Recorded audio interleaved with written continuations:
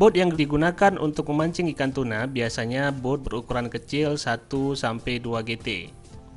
Namun, bisa juga menggunakan boat yang lebih besar. Hal ini akan berpengaruh pada lamanya waktu melaut per trip. Boat kecil, waktu melaut hanya 1 hari per trip. Sementara boat besar bisa mencapai 1 minggu per trip. Pastikan mesin dan boat dalam keadaan baik dan tidak rusak, karena penangkapan ikan tuna dilakukan di lokasi yang cukup jauh dan kedalaman yang dalam.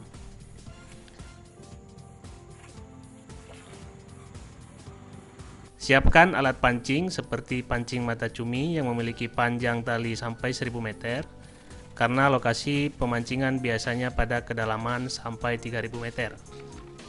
Siapkan umpan yang cukup. Jenis umpan yang digunakan sangat bergantung pada teknik pemancingan yang digunakan.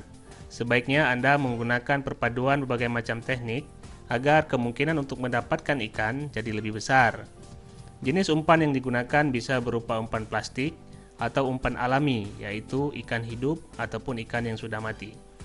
Umpan plastik yang biasa digunakan bentuknya menyerupai cumi-cumi.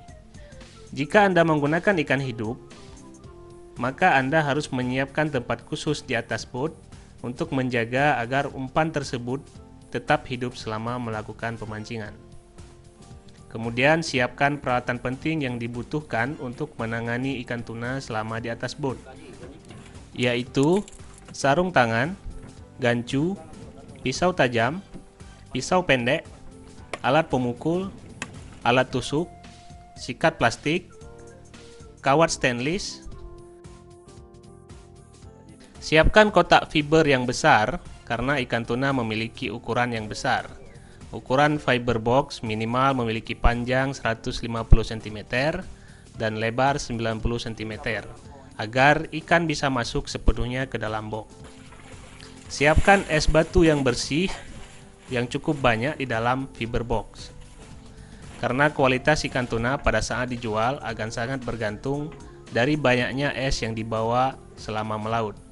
Sebaiknya jumlah es yang dibawa sama dengan jumlah ikan yang ditangkap. Perbandingan ikan dengan es 1:1. Jika Anda menangkap ikan 50 kg, maka es yang dibawa juga harus 50 kg.